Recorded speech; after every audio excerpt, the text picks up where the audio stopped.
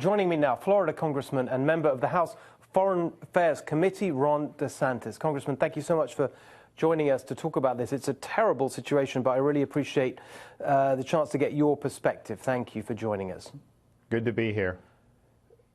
So let's start with, I guess there are two big questions that people are asking. First of all, what do you think should happen? And secondly, what you think might actually happen in practice. Let's start with your take on what the president's response should be to this latest attack, if that's what it turns out to be.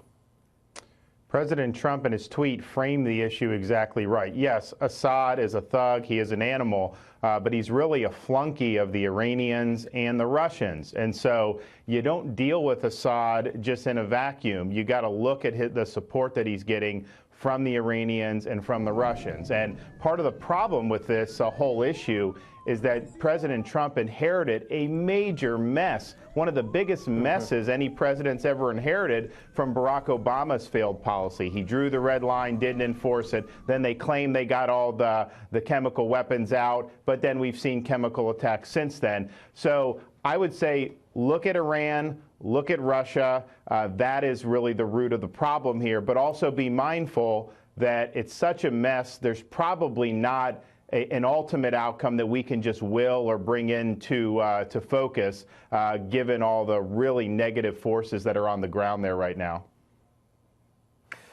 I think that one of the phrases that stood out for me, as we just mentioned, was this use the president made of the phrase the big price that will have to be paid for this. What do you think is the kind of price that Americans are prepared to pay to deal with this situation? It feels to me like what if I'm just guessing what people are looking for, it's something like enough action to stop this monstrous dictator, but not get ourselves involved in another war in the Middle East. How do you think the president should balance those two considerations?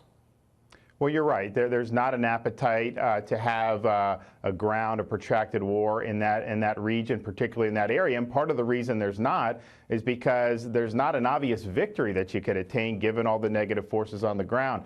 The president last year struck Assad. He did that very decisively. He may be looking at some additional airstrikes. But I'll tell you, if you're going to worry about Iran and you're going to take action against Iran, I mean, one of the ways to do that is to sock them with some of the sanctions that we used to have on there. This may be a way to get some of our European partners to finally realize, you know, this Iran deal has not improved things in the Middle East. Iran is still engaged in all kinds of nefarious activities, and let's hit them where it hurts, in their pocketbook. So you may see a kinetic strike, but I think some of the stuff that you can do directly to Iran on that front would probably be more effective in the long run. And of course, John Bolton, who starts tomorrow as National Security Advisor, has always been very tough on Iran. So that's an interesting take there. I just want to get your reaction to something that John McCain said today. Effectively, he blamed the president for this latest attack, saying that it was a response to the president indicating last week that basically we should get out of Syria. He said that this attack came in response to that. What have you got to say to John McCain for bringing that aspect into the situation today? It's completely unfounded speculation. And with all due respect to Senator McCain, I mean, he's constantly harping on President Trump. And, you know, when he does that, I lose a lot of interest because he does have a valuable perspective in certain respects, but he just can't help himself. He's always trying to knock the president. So there's so much more to talk about that issue, and we'll see what evolves in the next few days. But just while you're here, I'd love to get your take on another really big issue that we're going to be debating tonight, which is immigration and the border. And you tweeted earlier about this situation with the caravan of migrants. That's something that you're going to be addressing in Congress. Just tell us briefly what your thinking on that issue is.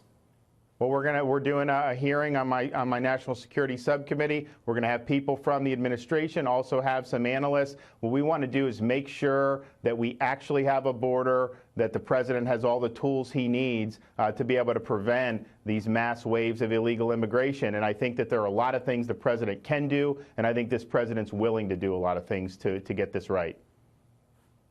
Congressman, thank you so much for that. Good to see you as always.